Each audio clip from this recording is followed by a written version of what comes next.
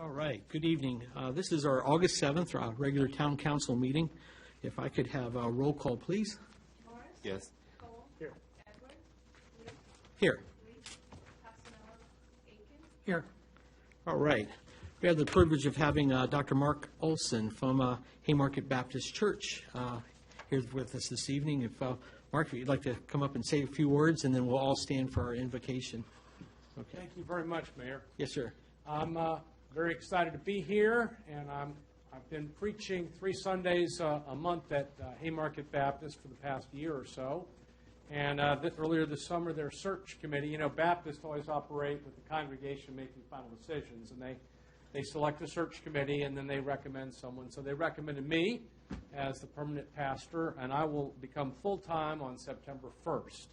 So looking forward to that. And my wife and I currently live in Falls Church, but we'll start looking for a house out in the greater Haymarket area, whether it be in the town limits or just outside the town limits, somewhere close by, hopefully. That's great. And we're looking forward to coming here, and I deeply appreciate the invitation to have the invitation. Oh, great, great. Thank you, sir. Why don't we stand?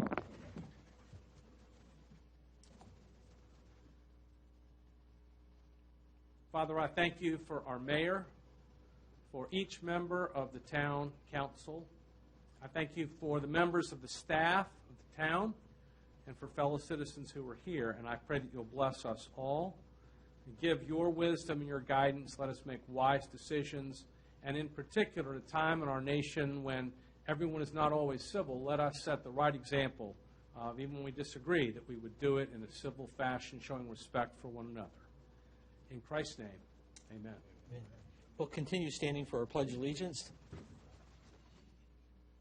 I pledge allegiance to the flag of the United States of America and to the republic for which it stands, one nation, under God, indivisible, with liberty and justice for all.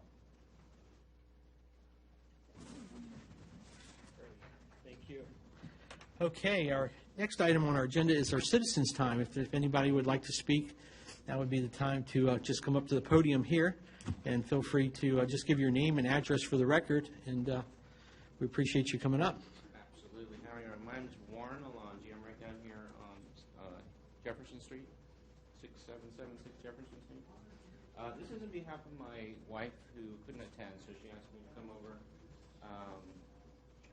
to address a little situation of the traffic pattern with the St. Michael's School on Payne Street.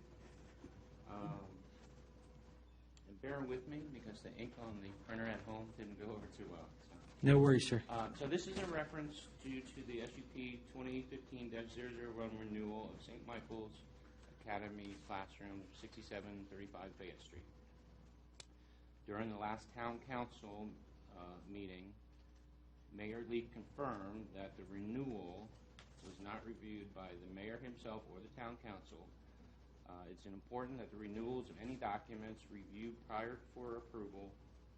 We appreciate Mayor Lee addressing the concern of the town council members attending persuading the renewal of this review, okay, with the expectation of the residents of due diligence to comply to all the following taken into consideration. For the July meeting that was approved, enrollment was 145. There should be clarification on the enrollment versus capacity. The total capacity per the state is 140. Due to the effect of the growth of the town, which is great for businesses, growth for the town of Haymarket to be successful also. In the case of this growth with the St. Michael's Academy, has caused traffic congestion on the majority part of Payne Street in the mornings and the afternoons during pickup time and drop-off time, and had some misinformation from the chief of police and the principal of St. Michael's Academy. Basically what happens is oftentimes when they have the flow, all the cars are just totally lined up and blocking up traffic patterns, and they're basically just stopped all the way across. So in consideration, there's a possible solution for the traffic pattern for St. Michael's is to redirect the traffic on Payne lanes via one-way streets. So when you're coming off of Fayette, coming up around Fayette, you can turn on Payne Street and cross in front. but there will be no left-hand turn from Jefferson to Payne Street. So Payne Street would be one-way going toward Jefferson Street. Prince William County Planning Division has approved Payne Street to be a one-way street earlier in the year, allowing the implementation of that one-way traffic coming off of Fayette, entering Payne. The traffic will be coming off, and that way, if they are lined up to pick up into their parking lot, and if it's one way, if someone needs to get through, they can still slide on the left-hand side of the street and get by and get to Jefferson. But you wouldn't be able to turn left onto Jefferson, because they're backed up all the way around the corner, and oftentimes I've seen them all parked up in the grass in the parking area during pickup time. With the 145 children enrolled, this could be up to 145 vehicles coming through at drop-off and pickup time. So just in consideration, we're asking for the review to be determined if there's any other additional needs to be addressed with the traffic patterns for them with their larger enrollment. Okay. Thank you. All right, thank you, sir. And we do have his contact information that we can get back to him with these concerns there. Okay. Anyone else for citizens' time? Okay, seeing none, we're going to move over to our minutes for our July 10th meeting. Yes, sir. Yep. Mayor, do you want to acknowledge the email that we received from the resident regarding his comments? Yeah. Just Oh, acknowledge, yes, just yes, acknowledging yes, them yes, so we we can did put have them a- into the minutes. Sure, absolutely, Sir. yes. Yep. So that was it. Mr. Shepherd, I believe. Right, exactly. Okay, we'll enter those in there. Thank you. No problem. Next one is our July 10th minutes. Move Have to a accept motion? the minutes from July 10. Motion has been seconded by Councilman Aiken. Discussion on the motion. All in favor, say aye. Well, hold on, just before the vote, discussion. We have some edits that we received from our town attorney regarding I think it was the motion on the St. Mike's special use permit. So we'd Okay. like to make the adjustment that Mr. Krim suggested. Okay, so as, of- It just clarified it. right, as With amended, clarifications on it. and second as well. Any further discussion on the motion? All in favor, say aye. Aye. All right. Our next item is our department reports. We'll go to our town planners report.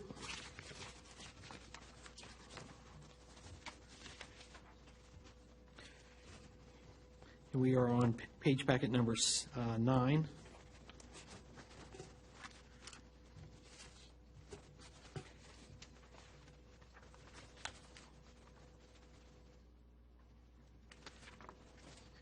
And just for clarification on the 14941, I believe, there hasn't been any update as far as the demolition request. That's correct. Yeah, okay. No update from the applicant? No further movement right now from Correct. the applicant. Okay. Correct. Any other comments as far as the town planners report? Mr. Mayor, if I could ask, what's the update concerning the trash, the dumpster issues at El Vaquero? Yes, we have contacted the leasing agent. We've also contacted the restaurant themselves about it, and we're going to talk to the zoning administrator, and we're going to put together a letter regarding the violation of town code and ask them to get it cleaned up. We've had multiple complaints on it. Yeah. As well as some of the landscaping issues too, where the grass hasn't been Yeah, cut. that's correct. So we have reached out to them with phone calls and such, but Have they been responsive? I haven't checked it. The grass did get cut, so I know It that, did? yeah. Okay. that I was a- haven't that was a positive checked the thing. dumpster over the weekend. Yeah. We'll do that before we send the letter out, sir. Okay. Thank you. Further questions or comments regarding the planners report? Seeing none, we'll go ahead and go over to the engineers report. And we are actually on page 11 now.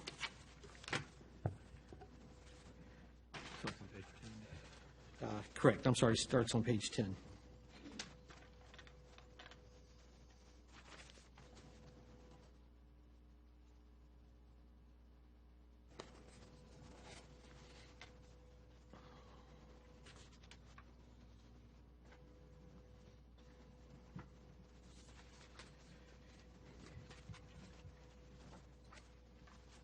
Any questions for town manager regarding the engineer's report? I just have one, Yep. sir, and it's not necessarily on this form, but it has to do with the existing brickwork throughout the town. Is there any warranty on the existing brickwork? Do we know? There usually is within a year or so of the project completion typically, but usually not several years out. Usually it's up to us to maintain it. Yeah, the sidewalk. Yeah, I had the privilege of walking Old Town last night, and to see their brickwork was a roller coaster ride. And I thought, well, wait a minute, is the norm that it's supposed to look perfect, or maybe is there something that make it, well, ours is like, We've got a better base than probably they do. yeah, Our problem is not undulations it's the edges. Well, the edges, and you do have some popping up in the middle too. I was just thinking on a legal, from the legal point of view, are we liable if, someone walks and it's obvious that it's a trip hazard? You can run into liability issues, sir, absolutely. You want to make sure that if there's any discrepancy, like a quarter inch or more, that you take care of that. Because I just saw one just now when I went for my coffee, right in front of the museum. It is just one brick that just pops up, like some animal underneath. maybe we can get the contractor that did the work up at the, for, was it Long Construction? Lane, yes. Be great to get their guys to maybe do some repair work. Pretty sure they only do really big projects. Yeah, Maybe it's a The work for maybe subcontractor. just a handyman. Yeah. Yep. Okay, Is something that we could just follow and just add it to our list? maintenance. Because it may be just something that we just tackle just as a small amount and a small portion, because, We do have a very small budget this year. yeah, Yeah, that's, yeah. I can take a whack at it.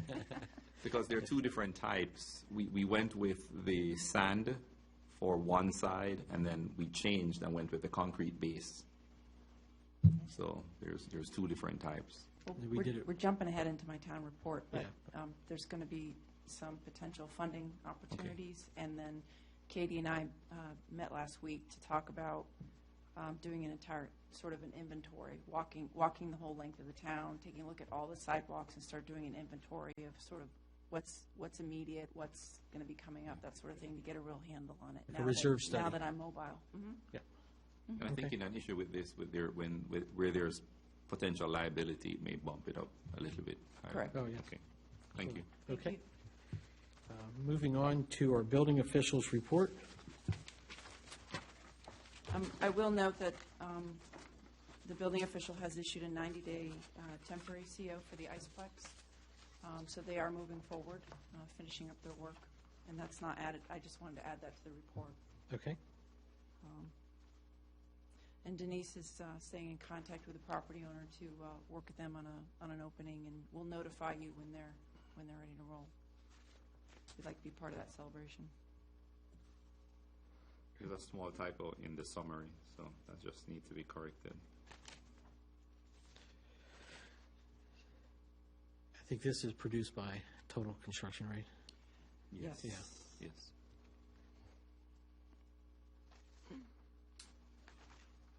Okay. Any other questions or comments regarding building official? Oh, Danielle's whispering to me.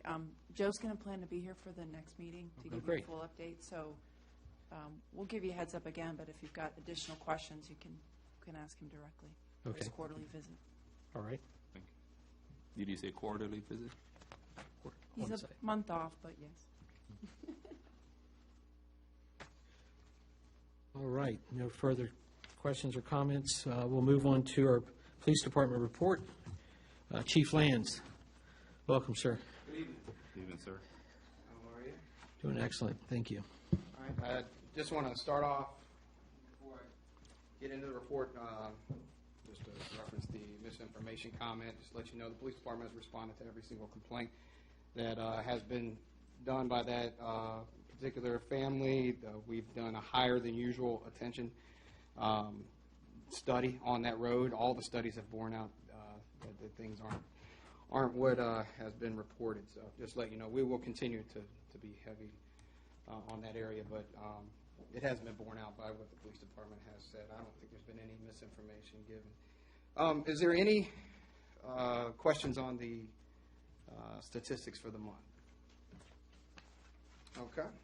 I'd like to go over just a couple things that we've done for the month. The business roundtable that Denise had put on at Tobaccology was a great success. We attended that, answered a lot of questions from the business owners, gave some examples of how the business checks have worked, especially just recently at the QBE, which I'll talk about. And they were really receptive and asked a lot of questions. I also want to thank Brett, because he actually made a donation to the police department when I first got here, because he heard that we were looking to get new badges and donated money to us, so we recognized him specifically at that event. So it was a really good event. Second is the QBE break-in that we had. I know I went over it on the rundown, so just a brief overview. Officer O'Neill rolled up on two guys that were breaking into the building, into the Connex boxes behind the building. They had probably over about $5,000 worth of stuff in the back of their car and had more that they were trying to load up. When they saw him, he took off running. We called in extra units. All of our units except for one were here, which was a great example of the vehicles being able to be utilized, and responded immediately. We surrounded the area, and after searching for about an hour, we ended up getting in a brief foot pursuit with one of the suspects who actually made it all the way to the Gateway Project through the woods.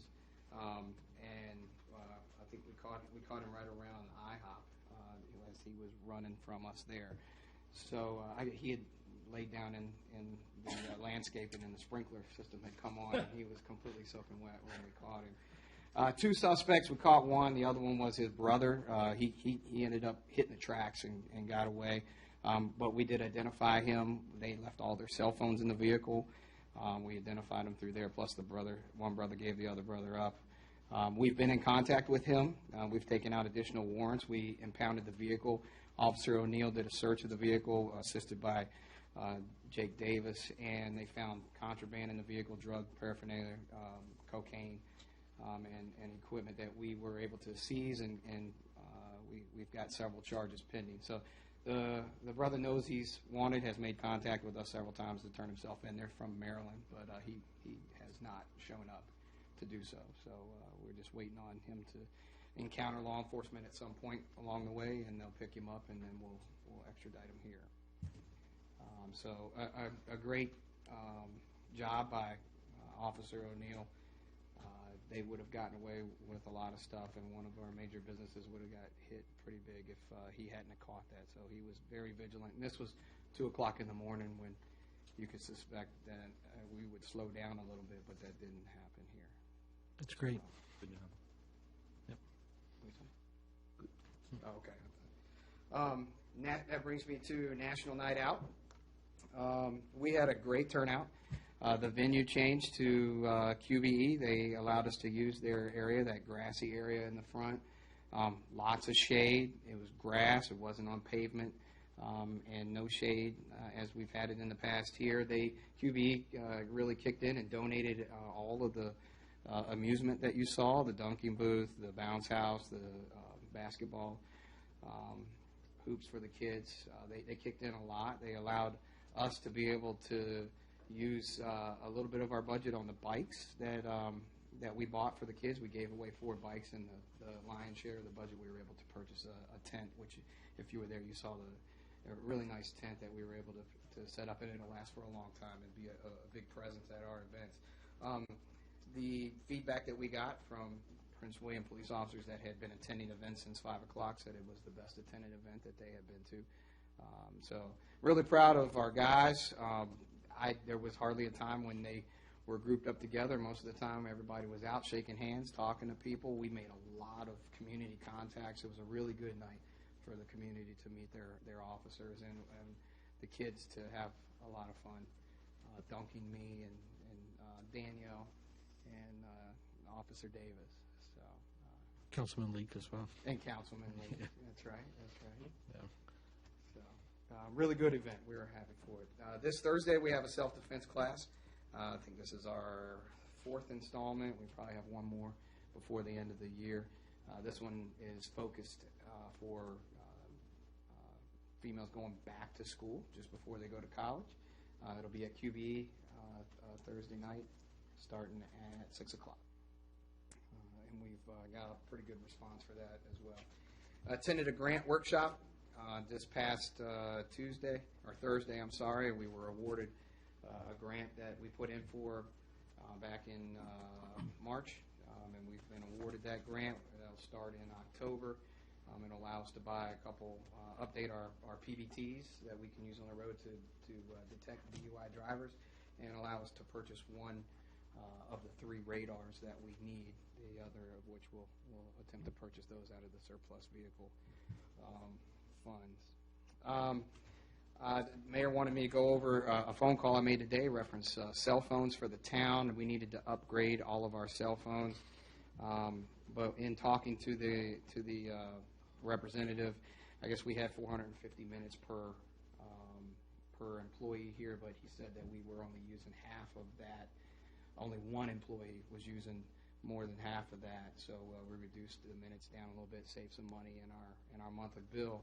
And he also went over a program for law enforcement that AT&T was awarded the contract by the federal government to do a program called FirstNet, and it allows all first responders to sign up to transfer their phones onto the FirstNet program, meaning if an incident goes down and there's let's say it's a major incident and there's a lot of things going on and everybody's trying to get out on the cell phone or they're streaming video, the first responders' phones will take priority on the network.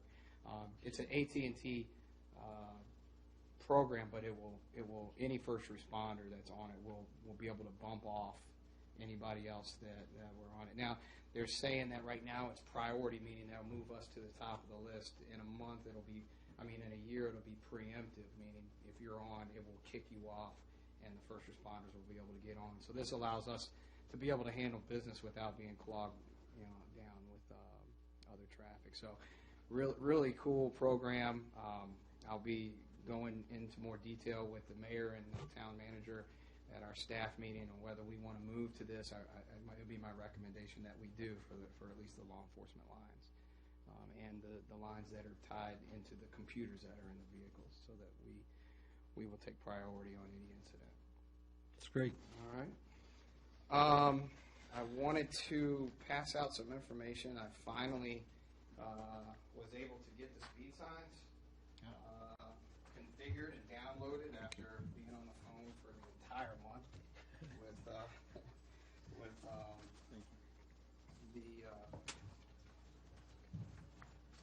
the makers of the sign.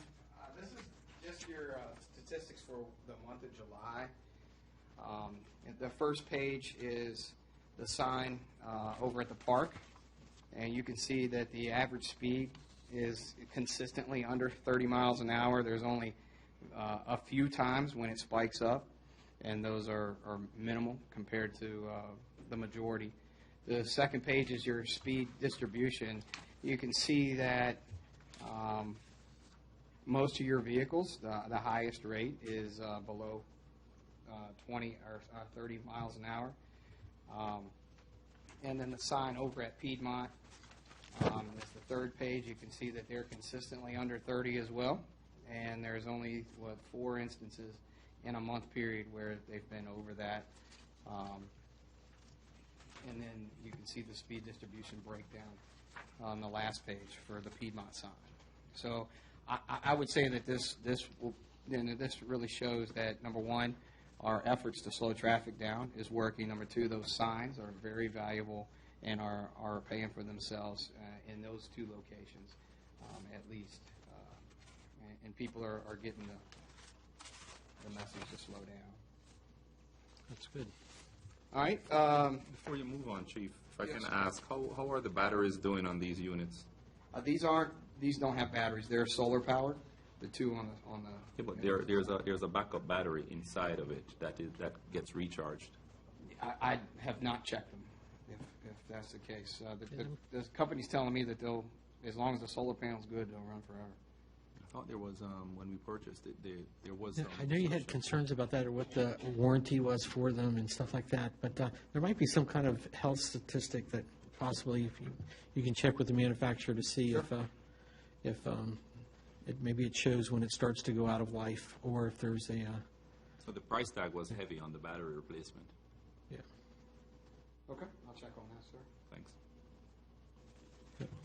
Just to address the last thing in Councilman Passanello's email about accreditation, I did contact, before I got here, Derek Mays.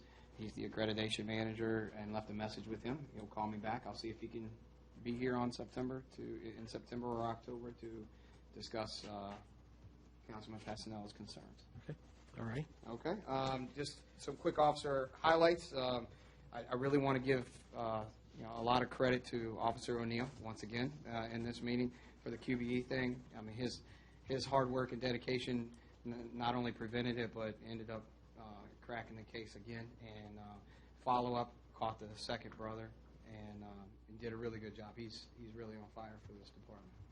So I want to give him a lot of credit. Address Jason Davis. Officer Davis took a job with Middleburg Police Department, and so he has moved on as of July 25th, I think was his last day. He started August 1st with Middleburg. I'm really good friends with the chief there. He said he's doing a good job. We wish him luck. He gave 5 years to the town, and he did a good job while he was here. Officer Anderson, who is a part-time officer, will just transition right into his full-time slot. We won't miss a beat. He's currently on vacation and be back on the 13th. His first order of business is to go see Roberto and the town manager and fill out all the full-time paperwork that he needs to, and then he'll transition right in. He already has uniforms. He has the equipment. We don't have to spend a dime on that. And then we'll be putting an ad out for a part-time officer at some point when I can sit down and figure out what our needs are for that. Now, Officer Anderson was highly qualified and was retired and was able to respond anytime we needed him.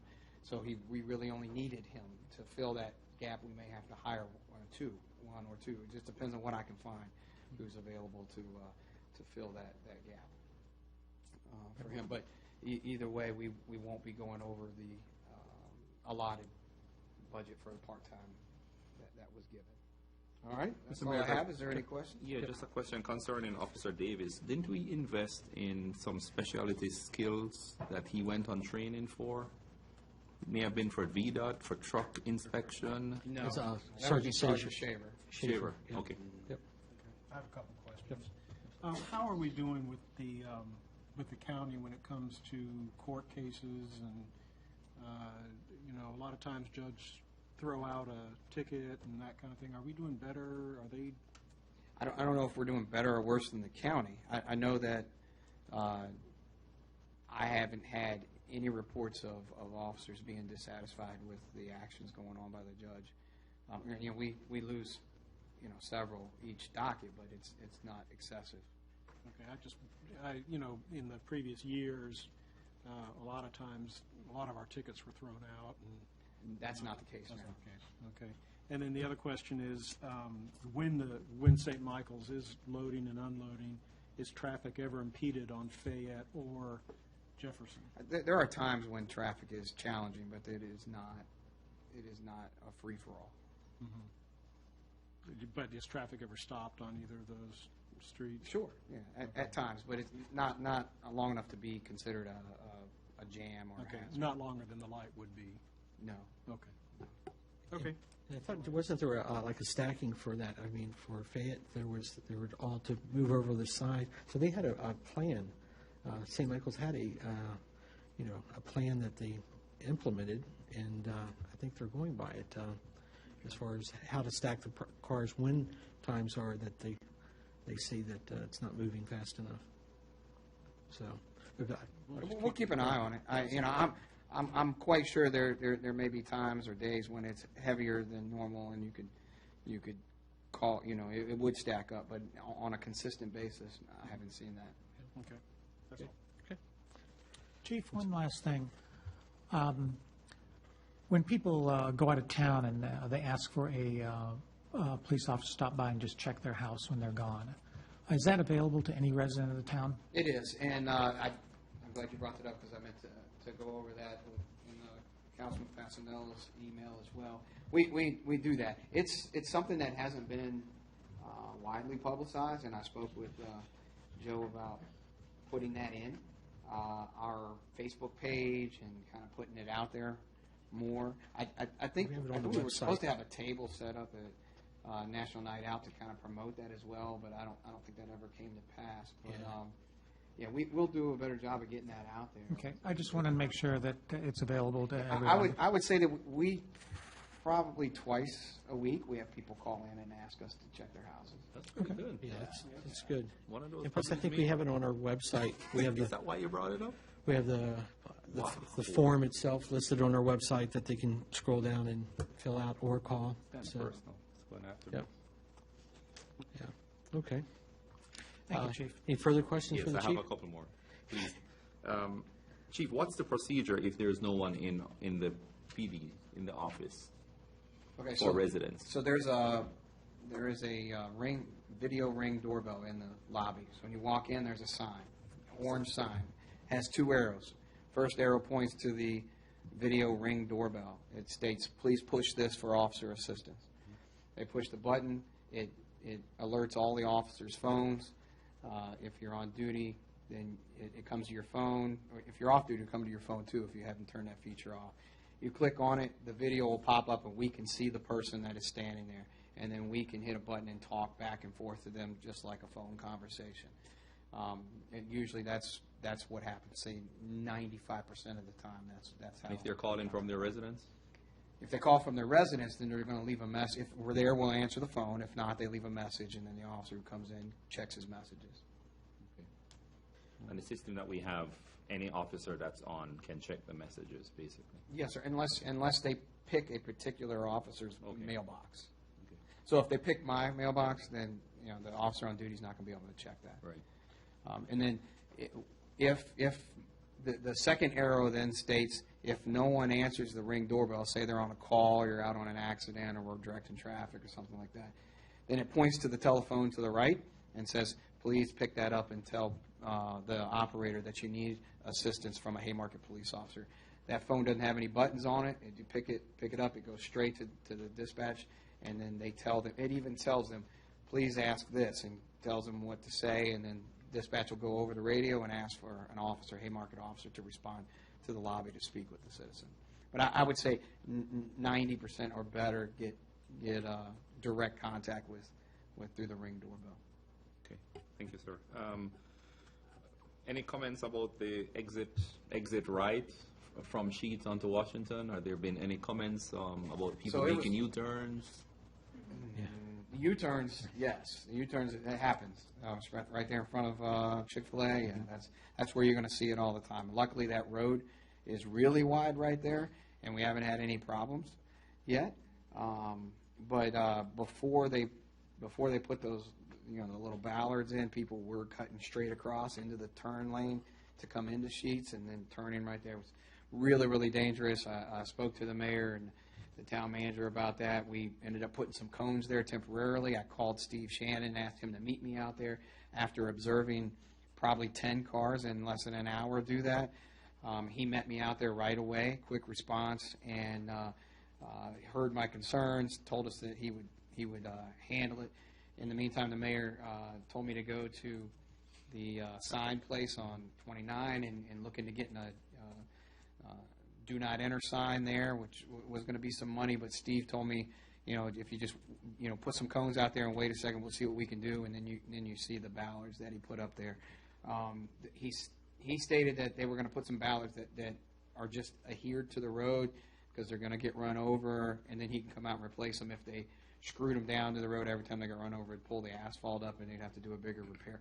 I just by looking at it, think that maybe one or two more past where they're at would probably be beneficial, but I haven't seen anybody since the ballards have been there doing it. If you have, You could solve the problem. yeah, Yeah. let me know. So there's no reason, because there is a sign heading west on Washington. There's no reason to attach no U-turns on that sign. So I on the back asked part. about that, and Steve said that VDOT has a particular distance that signs have to be from another sign, and a sign can't be mounted to the same post as another sign, and because there's a sign post directly in front of it, and that's where I suggested we have it, because what they have is a sign that's way over on the edge, on the right edge of the Sheets exit, that you really don't even pay attention to. It's big, but you don't pay attention to it. But he said that he couldn't, per VDOT specs, they weren't allowed to put a sign there. Thank you. And finally, sir, any update on the vehicle sales? The vehicles sale? I think the town manager will probably go over that, since it was all turned over to her.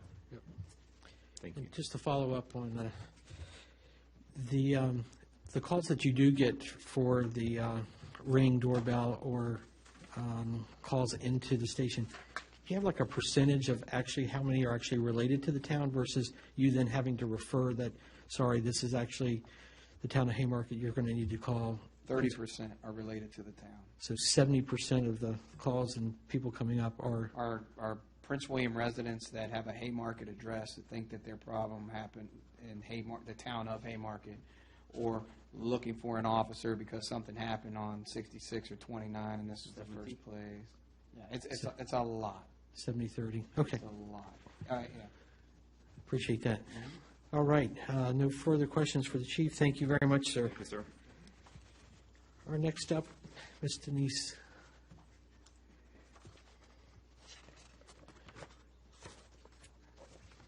And we are on page 14 of our packet. Good evening, Mayor and Council. Going to go over some highlights of my report and then open up for any questions from Council. Last month, School of Rock had their ribbon cutting ceremony. It was a wonderful event. I want to thank Councilman Cole for showing up. Councilman Leak and Vice Mayor Passanello actually cut the ribbon at that ceremony. It was well attended. A lot of the representatives from different School of Rocks, because it is a franchise, were in attendance as well. School of Rock, you may not know, is one of our main contributors, sponsors for our events this year. They will be performing at Haymarket Day as well. Let's see. Our quarterly business roundtable was held at Tobaccology. I want to thank Brett Fry, the owner of that town business, for hosting that meeting. That one was pretty well attended to. A lot of questions were answered by our police department as well as staff as far as Haymarket Day. Our town business are excited about Haymarket Day. They are ready for it, well prepared. Some will be giving out hot drinks that morning for the participants. One of the things that I addressed at that meeting was that a lot of our vendors for that particular event, they come from out of town, and so they're parked at Walmart the night before. Some are parking in side streets here in town, and our town businesses, they just embrace those people, those other outside vendors. So they are ready and prepared for Haymarket Day. Let's see.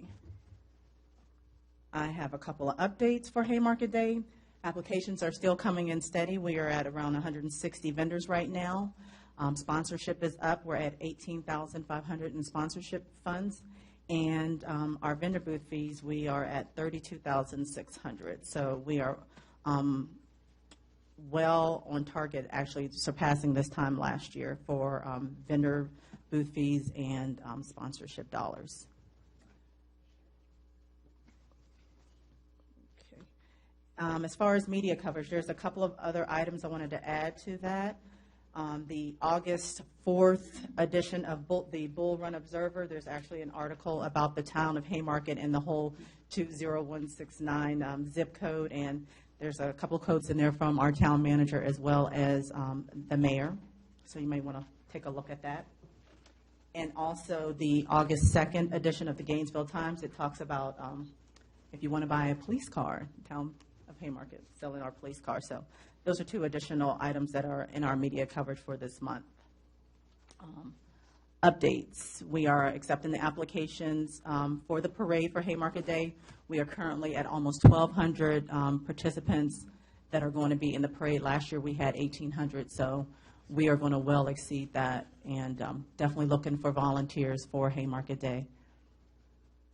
And one of our town businesses, Contemporary Music Center, will be having their end of the year rock concert recital on August 13th, and I'll be volunteering over there for that as well. And as the town manager had stated earlier, I'm in close talks with Daisy Woods, who owns the Iceplex, as far as when they will do their grand opening ceremony.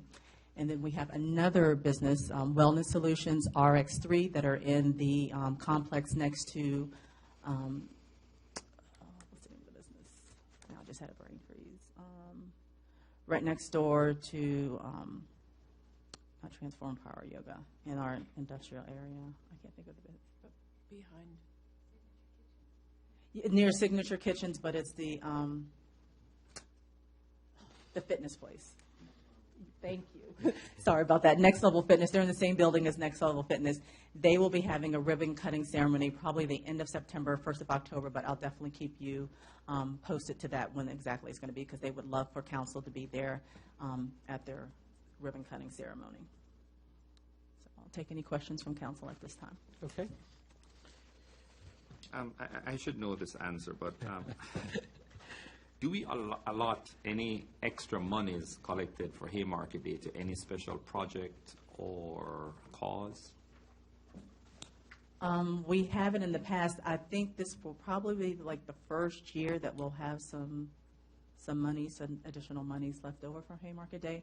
Although we have to contract out additional help this year, someone to coordinate the parade, as well as hiring parking attendants and additional staff to pick up trash and stuff, because we don't want to be here till 6, 7 o'clock on Haymarket Day picking up trash. Just had a thought that this could be an item that we could discuss to see if that portion of extra could go back into the community for a particular reason, and then we could always look at it to see, okay, that was the reason we got this fixed because of Haymarket Day. It just seemed like it could be a good venture for you to look into. Okay. Currently, we've been able to move the money into next year to help offset costs, and we've got some extra costs that the town's been bearing out of the general fund for mowing and other types of trash and cleanup and things like that. So we want to try to use some of those revenues to pick up those costs this year. But we can see what's left and have a conversation if that's what the council wants to do. Okay. Thank you. And I also want to mention real quick, the farm brewery at Broad Run, who is sponsoring the beer garden this year, they also will have wine. They just got their wine license, so you will have the option of purchasing a craft beer or a white or red wine. So that will be something new this year at Haymarket Day. I have another. I'll email you. Okay. I just remembered about the medical issue we had last year, but I'll email you. Okay. If it's about the medics, Denise has addressed that. Yeah, we will have 2 mobile medics this year at Haymarket Day. Yeah, it was more the position of it, the position of the medics. Okay. Yeah. Just so we can talk about the logistics. Okay. And our next meeting is Wednesday. Yeah, it's always a Wednesday, man. I don't know why. What happened? Can't make Wednesdays? No, I can't make Wednesdays. Okay. Sorry. No, it's all right. It was planned that way. That's fine. All right. Counselor, can you get your questions to Denise ahead of time? We can share with the group. Yes, I'll get it. Okay. I just remember the big incident we had last year, and Okay. it was a long run from here all the way up there. Correct. Okay. Any other questions for Denise? Seeing none. All right. Thank you very much for giving us your report there. Next up, our treasurer's report. Roberto, how are you this evening, sir? Excellent. We're on page 16 of our packet. Good evening, gentlemen. The financial reports you guys are seeing at the end of the year, June 2017 fiscal year, with the exception of a few revenue items and expenditures that are still coming in, which seems to be in the norm from prior years. Up to mid-August, we'll see a few revenues and expenditures that will come and will be adjusted before the audit. With that being said, Mary Earhart has been once again contracted to help prepare for the audit, the town for the audit for this coming September, I believe.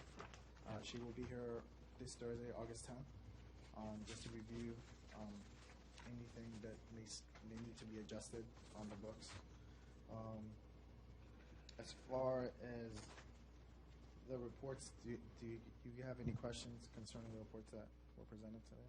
All right, we'll see if we do. Councilman Aiken, anything? No. Councilman Cole? No. Councilman Morse? I don't, sir. All right. I asked it already. Yep. It was the money part. The extra, the 174.1%. That's good. I know that we're going to have a finance meeting next Wednesday. It just worked with our schedules. We're just going to have the meeting at that time. That's right. Who can show so up, shows we're- up. You know, we were going to have a meeting anyway to cover the year-end expenses and invite anyone to attend, and it just has kind of fallen when the finance meeting was going to be held, so we're just going to have it and invite the counselors and anyone else who wants to go over the year-end activities. We've got some remaining revenues and expenditures that need to be added to this. So, in next council meeting, we will have July's expenditures for the new fiscal year. Great. We'll have the clerk also post that for FOIA information. Okay. All right. Any further? Well, we know one of the items I'm actually pleased to announce was what Denise actually touched on, that town events this year, at the moment right now, has already hit about 70% of their budgeted goal. And I think it would definitely get really close by the end of September, by Haymarket Day, Right. to surpass last year's, especially specifically for that event. We Great. did raise vendor booth fees this year. It didn't seem That could to be really accounting- impact. Yeah, that could be accounting for the increases this year to cover our costs. Yep. Good. Okay. But is it going to surpass what the 171%?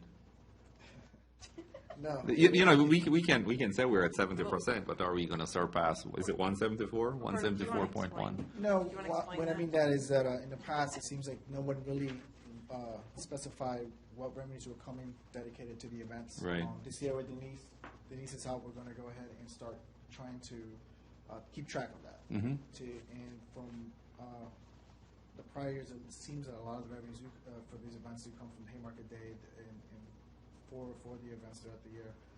So this year, we're going to try to keep track of it just to see how strong these events are and where we could. I just want to say I'm just extremely pleased with the way you guys have been handling it and sectionalizing the income versus expenditure. I mean, you guys have been doing really good, especially in tracking these amounts. So that's the reason for my comments. But, when I look at it and see 174.1% increase for last year, and now we're at 70%, I digress. All right. Any further questions? All right. Thank you, Good sir. job, man. Good job. Appreciate it. Next up, our town manager's report. Ms. Murray, welcome back. And we're on page 21 of our packet here. And walking with the, Podium. yep. Pleasure to be back. Thank Yep. you. Good evening, everyone. Even, man.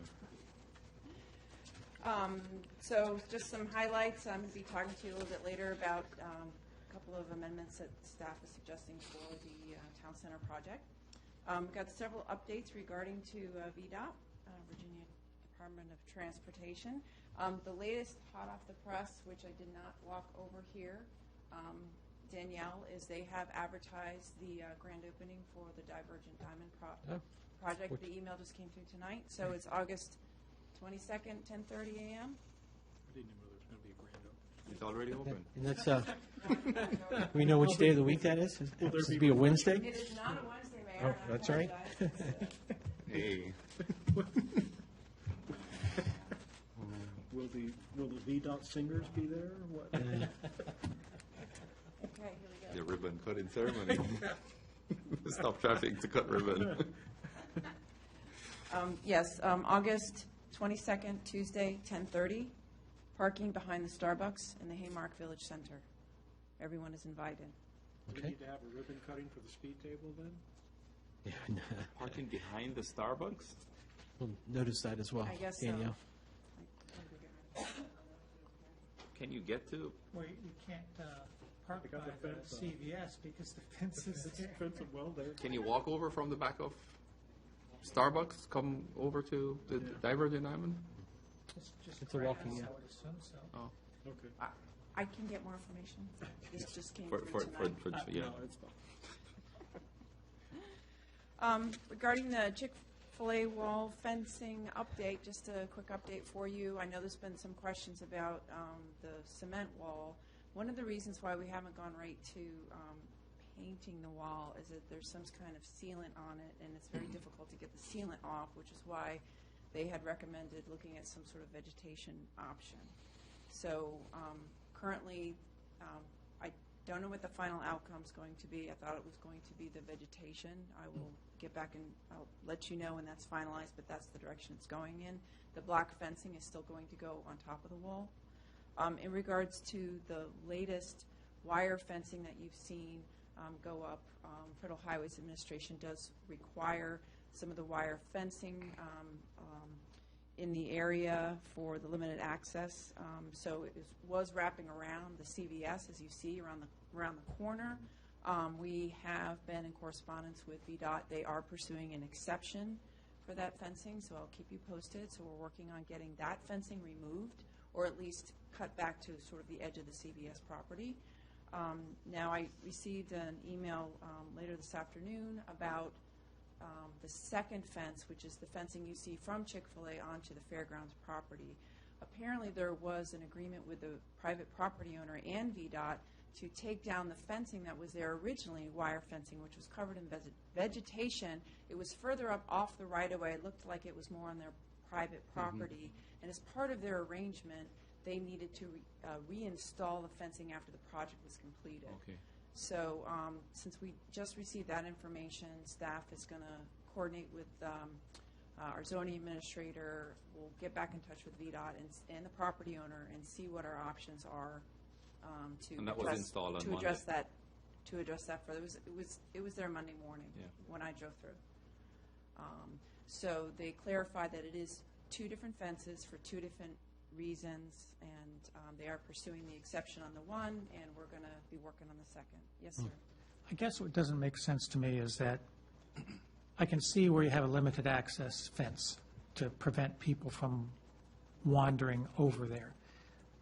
But when one side of the fence is the parking lot that everyone can drive to, and the other side of the fence has a sidewalk that goes right to Correct, sir. across the street, there is no limited access. Correct. So it does not make sense, but we'll let you fight it out. Correct. Thank you. As soon as they let me know, we were in conversation about it, and they are working on it. So, in regard to the VDOT Park and Ride project, I've been in correspondence with the project manager there. They did advertise it as a design-build option. We think that's a good way to go. Once that contract is awarded, they're going to be coming to make a presentation to us in Prince William County. I'll try to get some information ahead of time to share with you in advance of that meeting. Also, we just received the application materials for the VDOT revenue sharing program. They're moving toward a 2-year application cycle. So the applications are due this November, and it's for the next 2 fiscal year. There's, 46 pages of program guidance. So Katie McDaniel and I are going to be going through that and seeing how the town may be able to apply for some of those funds. We've been talking earlier about some of the potential uses of those funds. According to the guidelines, it might be able to be used for crosswalk repair, sidewalk repair, things like that. So we're going to be getting together and brainstorming some things, working with the project manager, and then we'll get back to you on some ideas for proposals. It's a 50% match, but maybe we can double the money that we've allocated. So and talk further with you about that. So we definitely have to be back to you by October on that. The zoning map, that's going to be ongoing. Staff is going to be reviewing the current map, making sure what we have is correct. We've got a couple of errors we've noticed we want to make sure is correct. And we're going to be talking to property owners on some of the potential amendments to that, and then coming back to you at a later date. So, I did make a presentation this last week at the Haymarket Gainesville Rotary Club, and the theme of my talk was that Haymarket's open for business. I thought about all of the new businesses that Denise had been mentioning, as well as the new development proposals that have come online in the last year or so, the infrastructure and other capital improvements that the council has been proactive about, and also some of the large-scale projects like the Iceplex and the sheets and the plans for the QBE building. They're just very large-scale development projects that you often do not see in a town this size. So took the opportunity to share some of that with the Rotary members and decided it was an opportunity to promote the town and share with the residents in my town manager report this month on some of the great things that are happening in our community and to celebrate that. And we are also seeing some redevelopment movement. I'm meeting with another developer tomorrow, again, to talk about the property across the street. So we'll keep you posted on anything that comes along of that, but there's definitely some interest. We did advertise for the town planner position. We are going to be conducting interviews, so we're moving forward on that. We're very excited. Steve Garson, who's been with us a few months, his time's going to be coming to an end. He's a consultant that we hired to help fill in the gap, so hopefully this will be a smooth transition and we'll be able to find a suitable candidate. So we'll keep you posted on that. And Roberto has shared with you the monthly updates. We are pleased that we are coming in within budget. Like I said, we've got a few revenues and a couple expenditures, but we're definitely on target, so we're pleased about that. Any other questions? I got a quick comment about the wall, Yes, sir. about the Chick-fil-A wall. Certainly. And I know that you're considering this, but we need to be careful that any possible solution doesn't end up being worse. Because if we do something there that requires maintenance, or like if we painted it when the sealant is dry, Sure. once that starts peeling, now it's going to look worse than it is. And I really was kind of surprised driving by this weekend. It didn't look as big as it originally kind of looked. Before we do more harm by fixing it, we may want to consider leaving. Perhaps your eye was drawn to the wire fence first? And No, it could be, I'm just saying that, and I was thinking about it when I was visiting my daughter and son-in-law.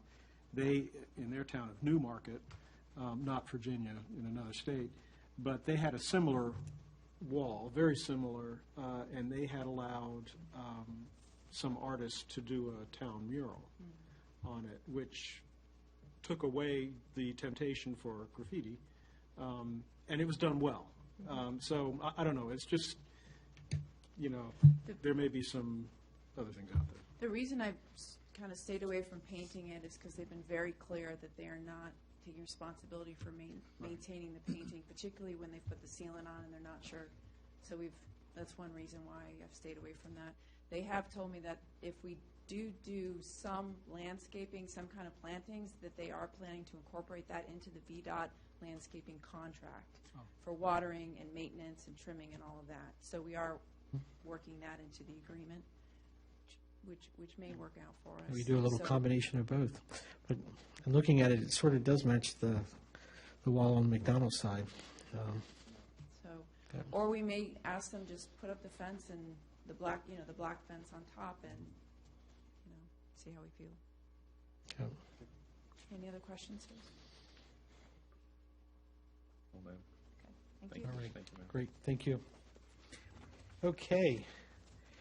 Our next, we'll move to our agenda items. We have on page 24 with a draft motion as well on 24. This would be the sale of our surplus town vehicles, which I was very surprised. I think we did really well. We tried to really get the word out by a lot of different avenues. Our website, the actual vehicles themselves, placing them in strategic places.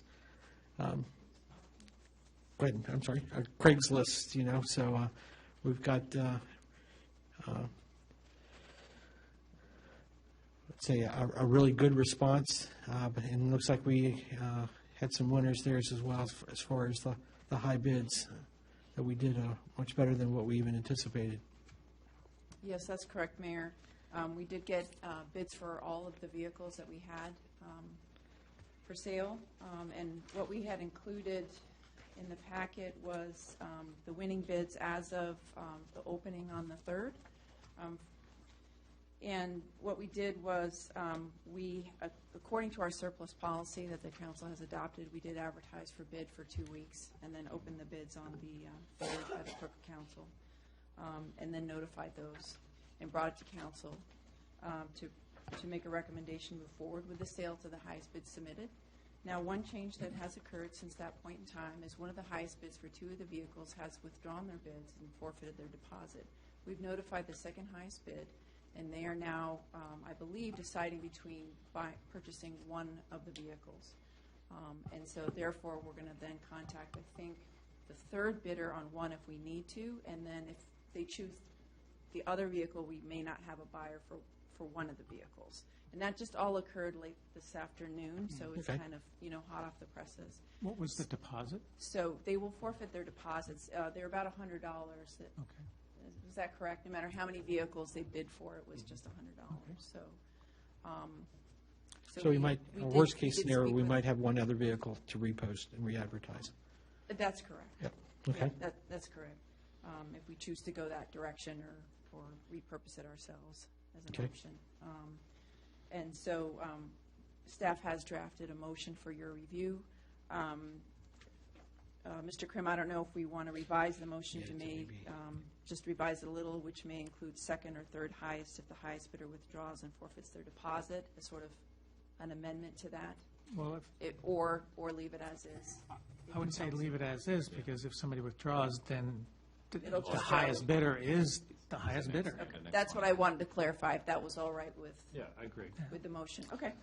All right, Mr. Mayor, I move to approve the highest sealed bids for the sale of each of the surplus town vehicles which received bids, and I further move to authorize the town manager to retitle the vehicles for which bids were received in order to transfer ownership of such vehicles to the winning bidders upon receipt of payment in full. Second. Motion and second by Councilman Cole. Discussion on the motion. So if it does come to the case where we have that third due, is there anything else that we would need to do to? No further action is required by council after this motion. Okay, all right. Any further discussion on the motion? Seeing none, roll call vote, please. Morris? Yes. Cole? Yes. Leek? Aiken? Yes. Okay, motion passes. All Thank right. you. Before we move off that Sure. topic, I just want to be clear on what the planned use for the funds were.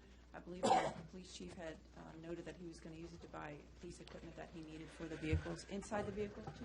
It was computers, if I remember correctly, on the discussion. We need two computers and 2 radars. 2 computers and 2 radars that the Okay. funds will be used to purchase. Okay, all right. Any further on that? All right, so we'll know, maybe you could send out to the council how it all washed out as far as, Yeah, we'll finalize that and then send out an email to everyone. okay. Our next one is appointment of council liaison to the planning commission. If there's, that was my next word was that. I make a motion to table this. Yeah. Okay, well, we could do it that officially. There's a motion on the floor to table for the next meeting. Why? We got lots of people not here. We can vote them in. Yeah, I think we all need to be here to talk about Yeah. this. yeah.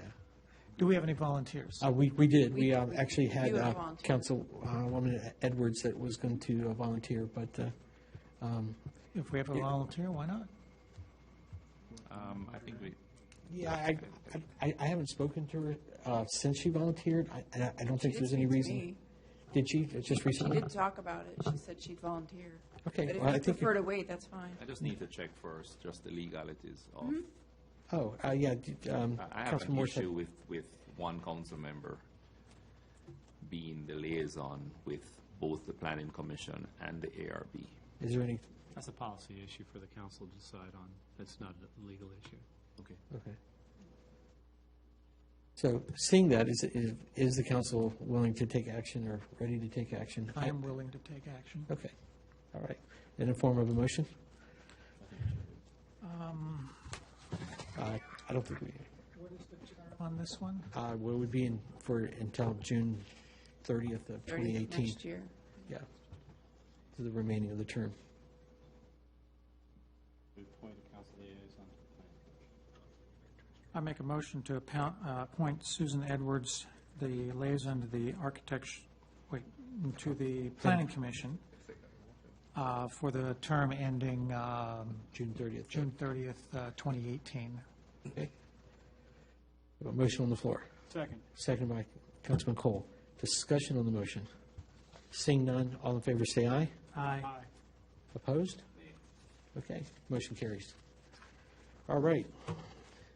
Our next one is our bond release. We're on page 26 with a draft motion on page 27. I'll make this motion. I move that the town council release the erosion control bond for Alexandra's Keep and release the landscaping bond, bless and accept an amount equal to 10% of the cost of the installation to be held in escrow for a minimum of 2 years. Second. Motion been seconded by Councilman Aiken. Discussion on this motion. Seeing none, roll call vote, please. Yes. Yes. Yes. All right. Motion unanimous. Our next motion, or excuse me, item on our agenda is our Town Center project update. We're on page 28 with a draft motion on page 29 of our packet. And we have our town manager here to, Danielle, do we have a set of plans that I could just post right here for those that are, You're doing there's just a mine? big set. Is there an extra set? Yeah, we can, Concept plan, maybe that's. yeah, we can share it here.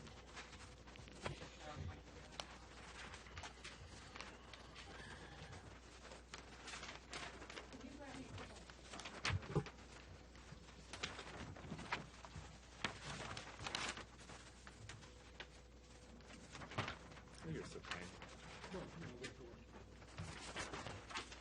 You have to. That's funny. I love that. I love the fact that I love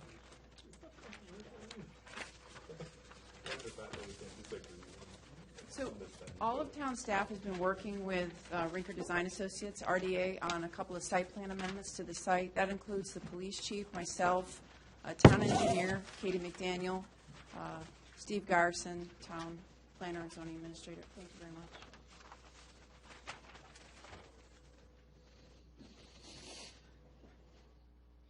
Now, these are a couple of variations from the preliminary plan that was approved by the town council last year. And right now, RDA is finalizing the stormwater designs for the site. And so we wanted to bring some of these changes back to you and get your guidance and input on this. They can't move forward with finalizing some of the other site design things around stormwater and the water and sewer laterals and things like that and the plats until we get a little more input from you. So in some of the changes that we've recommended making is increasing the front yard public gathering space and improving the throat length at Washington Street. So if you're looking on your map, and I'll just point out for anyone who's watching the television screen, the old site plan has parking all through the throat length here, where you see now. And the parking was oriented this way and cut into the front yard space. The other change we are proposing is improving the on-site circulation for all of our businesses and for us and for emergency purposes. Currently, this was one-way access. This was one-way access. There was no way around. So very different for her. Currently, our retail space here was cut off as far as you could just go one way, one direction, which we haven't decided which way to go yet. And the width of the access point was too tight to put in two-way traffic. Here as well, it was only one-way traffic. So we moved a couple of spaces around, we took out a few spaces, we put in a couple of parallel spaces for Bearson for her. Currently, they park all over the front yard right here. Currently, this is all open curb. We dedicated this to police space. We took out the two handicap spaces, which don't need to be in the police department's parking area. We moved those over here, made that two-way, and reoriented the parking here to be adjacent parking here with enough for turnaround. We also made this curb here mountable, so in extreme cases, if for some reason this area is blocked and there's extreme emergency, the police can mount the curb and get out onto Washington Now, as part of this project, we're also making these sidewalks as well as these roadway improvements. So there's going to be a dedicated left turn and then a straight and a right. So that should free up some of the traffic. So we shouldn't see the backup as much as we're seeing now every day. But just in case, that's how we oriented it. Now, the parking, I will say, the existing parking, we have approximately 53 spaces on the current site today as it is. The zoning ordinance requires approximately 70 spaces based on office space and that sort of thing. This proposed plan includes 61 spaces, so we're still netting more spaces than we have now, but it's less than what the current ordinance requires. It's also, I think, 7 or 8 less than what the last site plan that you all looked at and had preliminary approval and the planning commission looked at. So we thought about the type of uses that we have here during the day. Right now, we are full with the exception of the 1,000 square feet upstairs, which we are talking about using that potentially as community space. Otherwise, we're full. So the Copper Cricket's full and all the other spaces are full, and we still have spaces during the day. Some of the evening uses that we might have as government, these other uses will be closed. Right. So it's gonna be a nice shared parking arrangement with our like evening meetings or community meetings, things like that. And so staff feels that an exception could be warranted in this case for the parking. We also haven't we haven't finalized a landscaping plan. I know you looked at one, but we want to kind of get your feedback on this before we finalize. We are trying to keep some open space here for that community gathering space. We've allocated a place for a flagpole or two, as well as I think this was there was going to be some kind of sign or monument with a wall and a definition here. So we'll still have the paths and stuff like that through. Let me see what else I'd like to add. The other items that I wanted to bring to your attention is the future use of the properties. So there's been some conversations of down the road with the council move forward with selling any of the properties. If that's a possibility at some point down the road, we need to design and implement separate water and sewer laterals, include that now in the project. Some of it's shared, some of it could be a problem down the road with sewer backups and things like that. Right now, I believe the town hall and this building are kind of connected, and it might be difficult to separate these. That's how they were designed. If there's interest from council to make it all, be able to be separate, we can look into that and see if there's going to be an extra cost for that. We can come back to you. But definitely Washington Realty and Copper Cricket, I know, should be potentially, sold off at a later date, and they should have separate water and sewer laterals designed. So that we could use some guidance on that tonight as well. And then the other issue is the configuration of the plats. I understand currently we have about 5 parcels. There was discussion about going down to 3 parcels. Not sure exactly the layout. I think it might have been Town Hall and this building, and then Copper Cricket, I guess, extended out kind of like that, and Washington Street was, So I wanted some guidance on whether, if you had any input on how you wanted it laid out, if you wanted to do kind of a parking easement and to go with the properties and do something like that, just kind of get your input on that right now. So we could look at the zoning and see if we could make them conforming parcels. And then if they were missing their parking, can we do like a shared parking arrangement, an easement that dedicated, spaces to the uses, that sort of thing. I just wanted to get your general sense on what direction to go.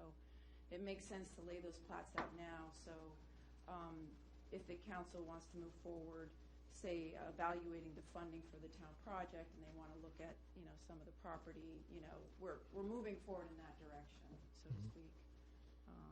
So I know I gave you a really quick synopsis of everything, and you can discuss in a little bit more detail tonight. I am reaching out to our tenants, particularly our retail tents, everything for her and Copper Cricket. They were closed today, so I'm going to speak with them tomorrow and give them a copy of this packet. I did meet with Chris Howell, who is leasing our Washington Realty space. As a tenant, he is going to be affected as he parks his personal vehicles, and when they have clients and things like that, they park them right here. So I just wanted to keep them in the loop on, what the town's looking at and potentially proposing. He would, of course, prefer that, none of them go away. But then his second choice, he would prefer that we leave a couple of spaces right next to the building that are dedicated to his use. And that he is still very much interested in purchasing the property if and when the town decides they would like to move forward with that sort of agreement with him. He did send me another copy of the letter of intent that he had submitted about 15 months ago. So after I met with him today, I told him that I would bring forth his comments from our meeting today. And I told him that there's more opportunity to participate, but this was just the first discussion on this. I'll start. Normally I don't. I love it. I love that you've taken the time to really fine-tune this vision and this idea. The fact, the way that you have the bi-directional traffic, I think that's great. The fact that you're using the space even up to the property line in the back there, the fence line for the traffic. I mean, what a great idea. Matter of fact, I don't even see one negative of this new design. I'll go with you about Washington Street because I do believe that they have separate water and sewer, that when we did that renovation, they tapped into it on that one. But you're correct in the shared water that goes back from the town to Copper Cricket and actually extends over to the very thing.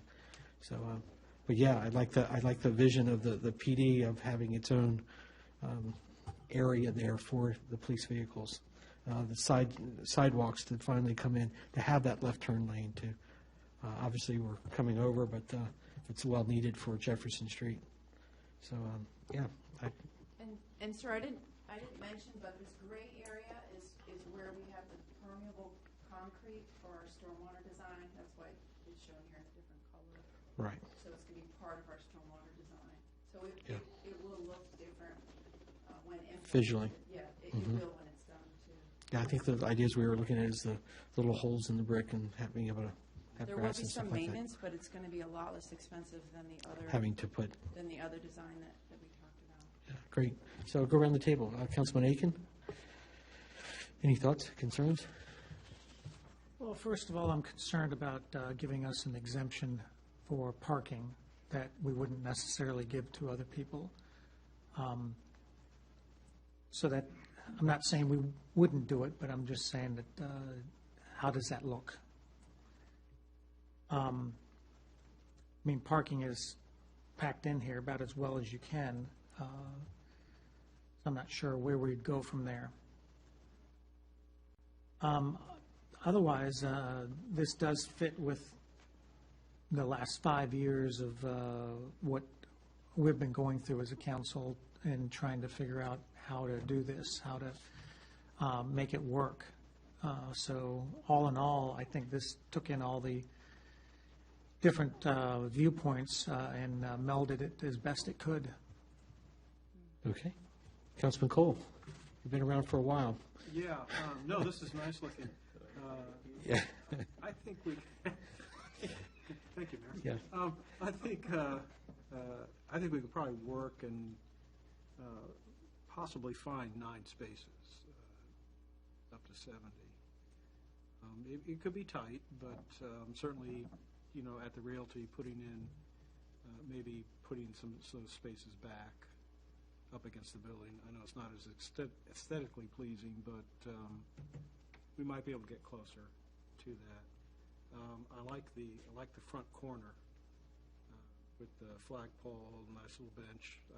I think that's exactly what we were looking for, something to keep that green space going. Keeping the parcels separate for if we do want to sell, I think we need to move forward with that.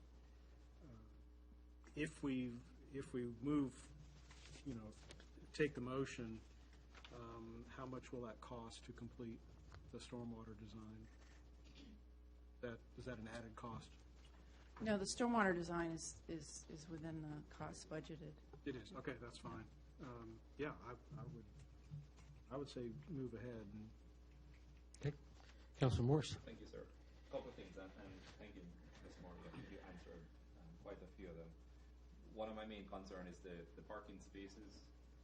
Right now, sitting at 61, and I agree with Steve, just with his comments concerning, us approving or getting special exemption for 61 instead of 70. Maybe it's possible to look at parallel parking as you enter through on the right-hand side here. There's no space. There's no space? Just a thought. But, just to look at it, maybe just to get parallel parking for there, because I agree with Mr. Cole, just bringing back the parking spaces in front of Washington Realty with the hope that if we do sell, they would have something that is theirs instead of sharing the back section.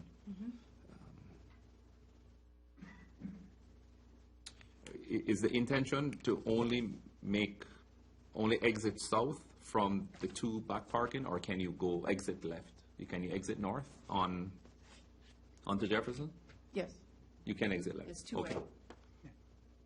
Yes, it's two-way. So, this is not a curb. That'll just be striping, right? It's just this is just striping. This is just That's striping. just striping. Okay, That's so just striping, it's not a curb. Okay, so you can exit. Striping. You can exit north. Yes, Okay. sir. And parking in front of the Washington Realty. Yeah, outside of that, I like it. I really like it. I like the visual. I like what they've done. I think they've given us some good options to move forward. Something to think about with the parking is, while when you look at the individual uses and the parking requirements, these are separate parcels that are sharing parking.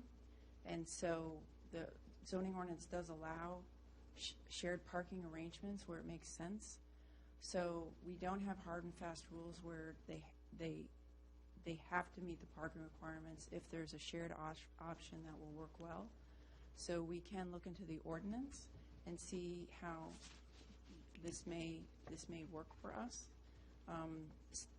The reason I continue to express that is because we've spent some extra funds redesigning this a little bit, and we've looked everywhere to try to get as many spaces. And the only places to pull more of those spaces is in the front yard. And to put parking in the front yard right up to your sidewalk is something that you don't see in small towns, and you really want to discourage, and usually it's not allowed in the zoning ordinances. So I want to, that is the only place to put them, other than put this back at one way in the back. You can't do two-way and put more parallel. You can't, it's just, we've all looked at it and studied it. Yes, sir. Yes, sir. Well, So, you make a valid point there. If we use the shared parking concept, that we might be able to get the 61 spaces without a variance or whatever, that it fits into that, and that'd be more reasonable way of going. However, does the shared parking concept still apply if we sell off the parcels and they are now independent buildings? Can the shared parking still apply? We'll let Martin answer that question. Yeah, yes, sir. The answer is that you would have to have a recorded easement, reciprocal easements from the different parcels, but that's certainly doable. Okay, so that wouldn't be a showstopper there. Not Okay. And I think the one thing you asked that we did not answer specifically is whether or not we wanted you to go forward with getting estimates on separate water and sewer for buildings that we might sell off. Is that correct? well, they just want to know whether to base the designs on existing or upgrading and separating them. They're just trying to finish the designs. Do we have any estimate on a cost for separating them? Even a rough estimate? An additional cost? I'd have to get back to you. Yeah. I think in We're the, going to have to do it. But now is the time to do it if you're Yeah, going to do it. yeah, we might as well do it. I mean, I can get back to you on that. But if we do it for Washington Street Realty and the Copper Cricket, should we not do it for the very thing also? Or not? Go ahead. I was just going to say, we have the option of those three buildings and selling them at some point in time. So I'd say you do it right the first time, and you make sure the infrastructure is in there to give you the ability to sell if needed to. Actually, would be more costly doing it afterwards. Yeah. Yes. Yeah. But I'm just wondering, she mentioned earlier that, I got the impression earlier that we may not consider as much the very thing because that's part of our core. But it is a separate building, and if we're trying to get out of the Landlord business business. of being a landlord, then we probably should consider that one too. In doing the parking numbers, if there was reconsideration of what we use the upstairs for, is it possible that could decrease? I mean, there's different ways to run the calculation. Right. So in other words, could we get it 61 and make just this building be used more as a government center and versus? Yep. So in other words, we could have this, it could be only that we need 61 spaces for the uses. The current calculation they came up with is in the fine print on the right-hand side of this site plan is how they came up with it. So municipal buildings. Have we given variances in town? I wouldn't call it a variance. Or a waiver, or where else have we given? I think didn't the parking regulations recently get changed in the last year or We so did. to We allow had a- for some we had a shared whole parking? So we had a study done. It's very common, and it's a good use of land. Otherwise, you're going to be putting parking in the front yard, you're going to lose the green space. I'm sure I'm we've just done saying it that if we before. that if we've done this for other sites. I'm sure we've done it before, Precedent is but I'm there. sure we've also not done it in Well, some cases. Certainly. You want to consider doing it everywhere you can do it because of these overlapping uses. Councilman Morris. Have we looked into compact parking spaces? Yeah, so the ones In gray. here on the west side are compact spaces. On the west? Yep, so these are all compact spaces Okay, all of already. these. Subcompact. Yeah.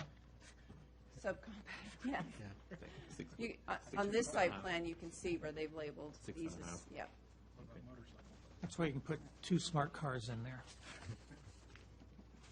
Okay. Okay. Any other thoughts or things, or if everybody had a chance to read the draft motion to understand what we're asking to?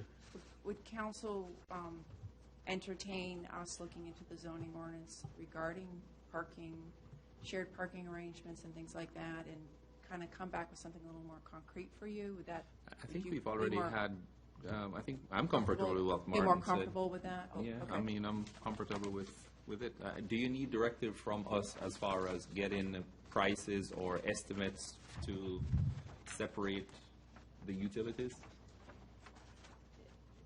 What was the last Is it part? sorry? utilities? Yeah. Oh, utilities. Oh, they just need guidance on how to design them. Right. We're not pricing them out Separate right now. or We together? we have a general sort of cost estimate of the whole project, but kind of like a ballpark. We're going to be coming back to you with some potential ways to pay for that.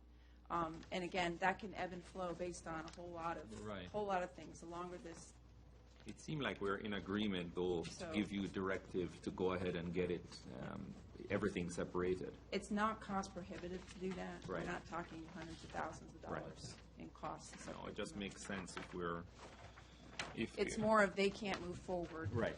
And we're trying to get them to finish this work and They move need it on to- down. So the directive is basically, as far as you're concerned, and RDA, they don't see where we can get any more parking. Not unless you pull it from the areas that I mentioned. Okay. Yep. No, we tried to squeeze, I tried to move the dumpster, we did all kinds of stuff. We didn't, yeah.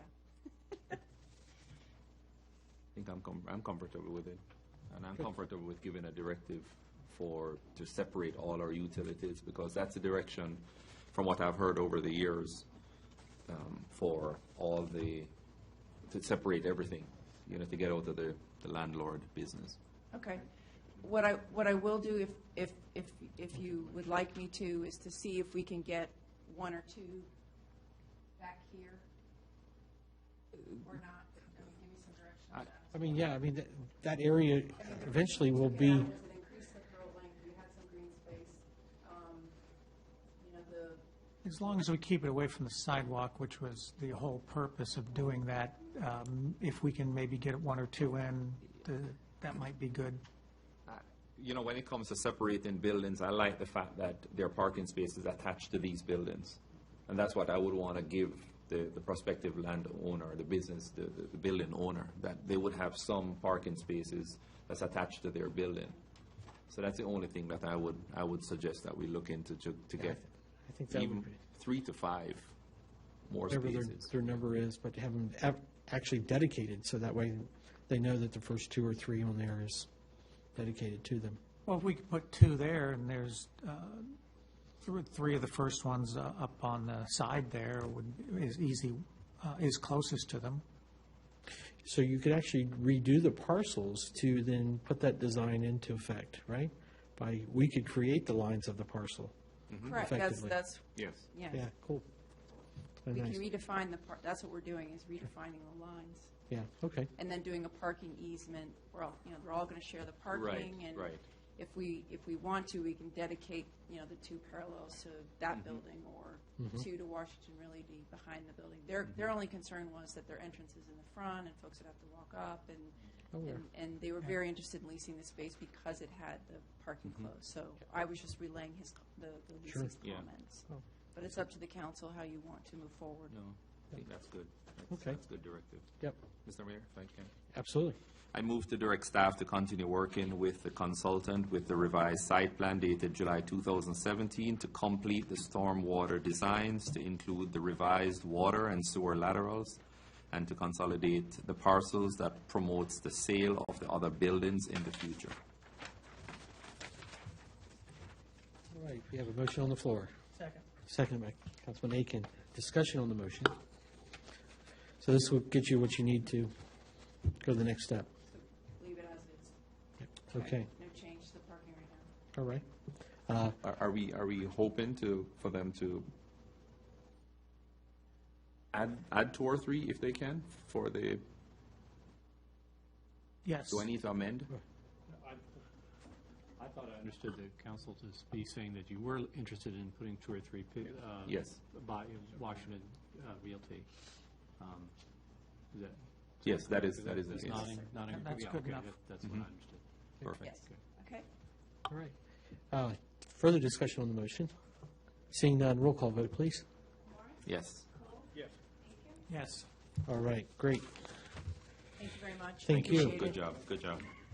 Okay, we'll go through our updates here. Update on the Planning Commission. Unfortunately, I don't think Councilman Leak, of course, had attended the last one, so I don't believe we have an update for that. Unfortunately, Councilwoman Edwards is not here to give our ARB update.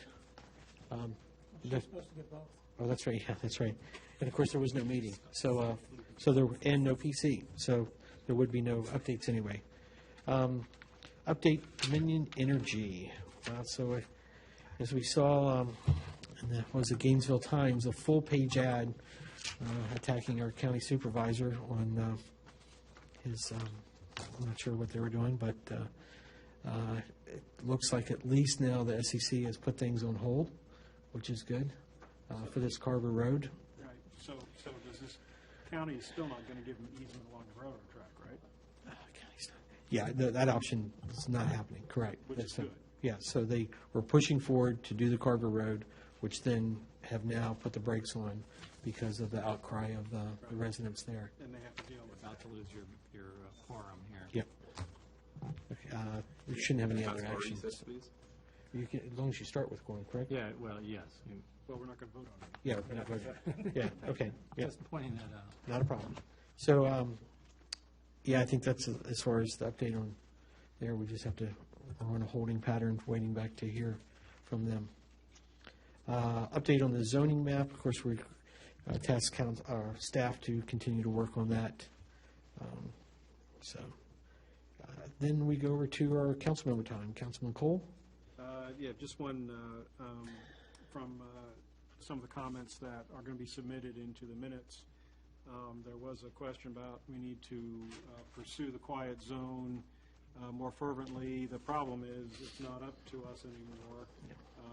And I'll educate the public that the quiet zone is predicated upon a calculated index. And since we had the tractor-trailer accident a couple of years ago, it blew those numbers out of the water. And so the only way we're going to be able to pursue the quiet zone again is we have to wait, and the time will overcome that accident. As long as there is not another accident at the 15 crossing, we can get back down to acceptable safety numbers. It's not, we were close. We were very, very close until that accident happened. But it's really pretty much out of our hands now. We just have to wait it out. So, unfortunately, that's where we are. Okay. All right. We'll go to Councilman Aiken for council member time. I'm sorry, I have nothing. Okay, no worries. Okay, and Councilman Morse? I have one, maybe two. One for the town manager. It's good to see you up and moving briskly. So, good job with the rest of the staff who, did their utmost best in keeping things running. And I know she's very pleased with just the way things have been going. And maybe I should just send this one as an email to the chief, but it just has to do with the sale of the vehicles and possibly where the money goes to. So maybe I'll just shoot you an email and copy the town manager on it. And if you feel the need to address it next council meeting, then you can address it. Okay. So, all right. Thank you, sir. And my final thoughts, the passing of our Don Costello. Me and the chief and our town manager actually went to the funeral service, and it's kind of sad to see one of our residents there that has spent many years here in the town and has run a very successful business. So, our thoughts and prayers are with his family and friends during their time there. So, if that's it, I'll take that last motion. Move to adjourn. And all in favor? Aye. All right. Thank you all very much. Good job.